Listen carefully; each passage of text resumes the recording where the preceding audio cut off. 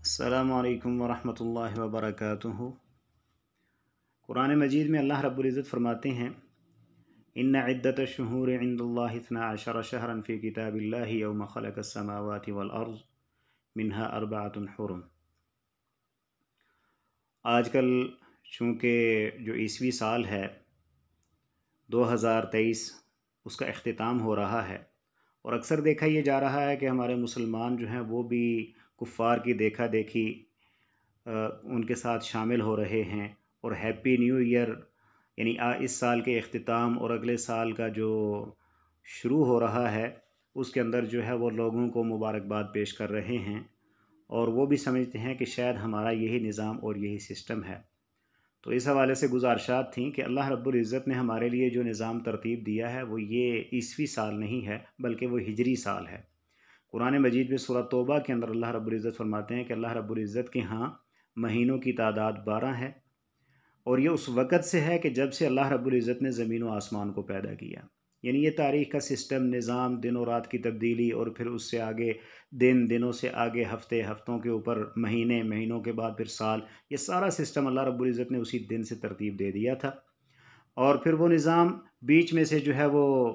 رد و بدل کا شکار ہوتا رہا، مختلف قسم کے ادوار آتے رہے، لوگ مختلف قسم کے آتے رہے، کبھی یہودی، کبھی عیسائی، کبھی دنیا کے باقی کافر اپنا اپنا نظام رائج کرتے رہے۔ جب محمد رسول اللہ صلی اللہ علیہ وسلم بحیثیت نبی مبعوث ہوئے تو انہوں نے دوبارہ پھر وہی نظام رائج کیا،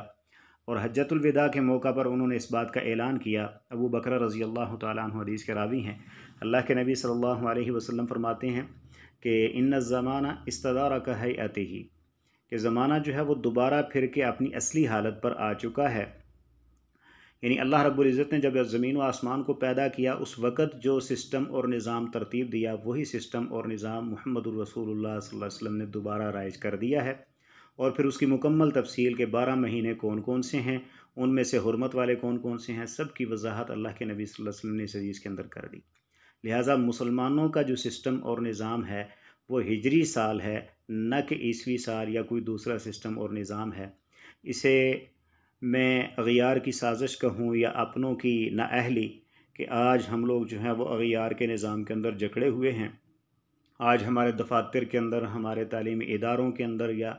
ہمارا جتنا بھی سسٹم ہے ان کے اندر انہی کا نظام رائج ہے۔ تو سب سے پہلی بات ہمیں یہ کوشش کرنی چاہیے کہ ہمیں اپنا جو اپنے رب کا دیا ہوا نظام ہے، جو بہت ہی خوبصورت اور پیارا نظام ہے، اسے رائج کرنا چاہیے،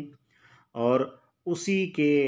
سسٹم کو جو ہے وہ آگے چلانا چاہیے۔ یہ الگ بات ہے کہ سال کے اینڈ پر ہم نے خوشی منانی ہے یا ہم نے اپنا محاسبہ کرنا ہے، اس پر انشاءاللہ اگلی ویڈیو میں اپنی گزارشات جو ہے وہ آپ کے سامنے رکھوں گا۔